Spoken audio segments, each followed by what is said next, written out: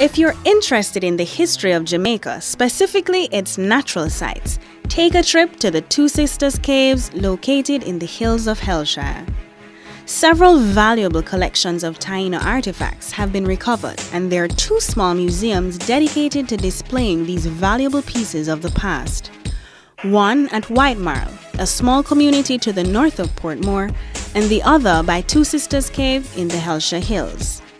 But right now, we're going to tour the cave. So we are at the lovely Two Sisters Cave here in Hellshire. I'm Kadia, your tour guide. So we are now entering the cave. Now, this cave is known as an open cave. The reason being, majority of the roofing of the cave was collapsed in the 1692 Port Royal earthquake. Oh. So that also results in the cave being split into 2 sections. So it's really one cave, but 2 sides. So that's how the name Two Sisters derived. Now legend also has it that 2 slave sisters ran away from slavery, and they hid here in this cave. One morning they heard dogs barking and thought it was their master coming to get them, and they didn't want it to go back to slavery, so they both killed themselves here. Wow. By of course taking a leap into the water. So this is the first side, which is the western side. We actually have an endemic species of bat, which is known as the bulldog bat. Listen. Yeah. Bulldog are the fisherman bat.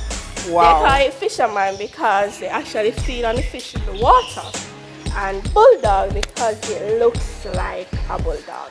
Okay, so you have a rat bat that looks like a bulldog. Well, we have a bat that looks like a bulldog. Alright. So this entire cave was once covered by the sea, and we get that based on these edgy rocks here, which are known as fossilized coral reef rocks. These here? Yeah. They Wow. proved that here was once covered by the sea because these are actually dead corals. Oh, okay. That's something. And you notice you see the plants deriving from the rocks because the rocks are porous. Right. As such, the plants, whenever it rains, the rock will absorb the water and later passes it on to the plants. What is this now that they give me for smoke me out? Well, this is the Hellshire famous destroyer. Ah. Yeah. You notice Alright. the mosquitoes? Yeah. Wow. So this is actually what we use to get rid of it. And what did you take that with? It's really paper towel that we twirl and light the end of it. Yeah, so the smoke helps to run away the mosquito. Alright. Wow, this is so cool. And this is the famous banyan tree. Yeah, you hear me slow sing about another banyan tree? That's the banyan tree.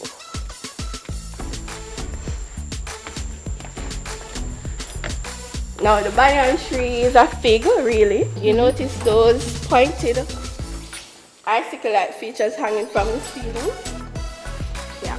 Okay. Those are known as stalactites. Right. And they are formed from the water. See, whenever it rains, the rocks absorb the water and later passes it down.